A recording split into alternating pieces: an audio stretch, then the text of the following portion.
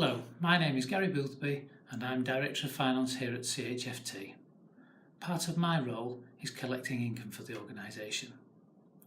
I rarely appear on film, but I'm breaking with tradition and want to share some exciting news and opportunities with colleagues in the form of the new contract that we have in place.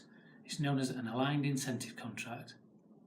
Traditionally, we've been paid for every piece of activity that we undertake under what was known as payment by results, and we got paid regardless of whether that activity was effective or necessary. Under an aligned incentive contract, it allows us an opportunity to treat patients differently and hopefully offer better care and better value for money. Hi, my name's Bev Walker and I'm the Director of Urgent Care for CHFT. I lead a programme called the Safer Patient Flow programme. Today I'm going to talk to you about the aligned incentive contract and what does that mean for me, but also what does that mean for the Safer Patient Flow programme. So, aligned incentive contract. In the old way that we were paid, which is PBR, we actually got paid for each individual patient that was treated within our hospital. In the new contract, what that means is that we're paid a set amount for an agreed activity plan, whether we get that activity in or whether we don't. So it's a set amount, whatever happens. That means though now we can start focusing on a different way of working. Instead of counting beans or thinking about money all the time, we can start thinking, actually, how can we put that to one side at this point and think, actually, what's the best thing for our patients? So within my programme, we're looking at a group of patients that are highly vulnerable that remain in our hospital care for around about 6 weeks. And we know our hospital care is really expensive.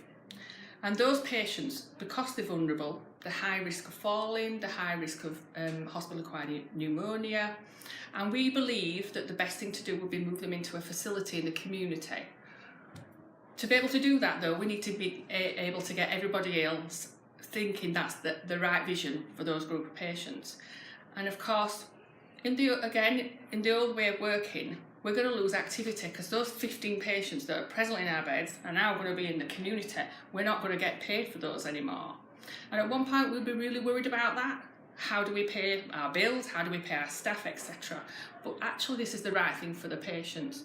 So we have a clear vision across our whole health and social care system that we're going to move these patients into a community setting where it's a much more positive, less risky environment for them to make that really difficult decision about which home they're going to be in and have their completion of all their assessments.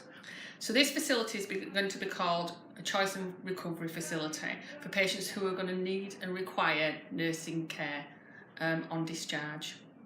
And the aligned incentive contract has enabled us to actually see that vision and actually pull that plan together with our health and social care colleagues.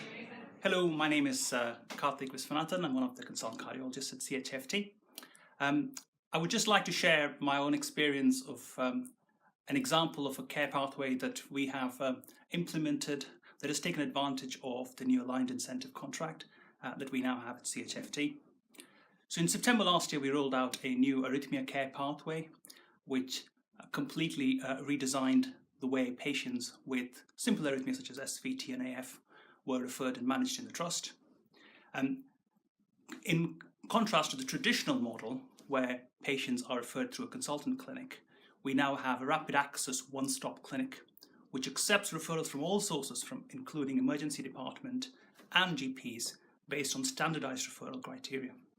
And because this is a triaged clinic, all investigations are completed on the same day in a one-stop service, and the majority of patients are discharged.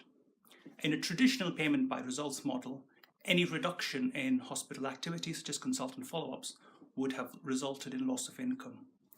Clearly, since we've implemented this pathway, we have substantially reduced consultant follow-ups from this clinic. In fact, only 10% of the first 100 patients seen in this clinic came back to consultant follow-up, with about a third of the patients going to a nurse-led follow-up model.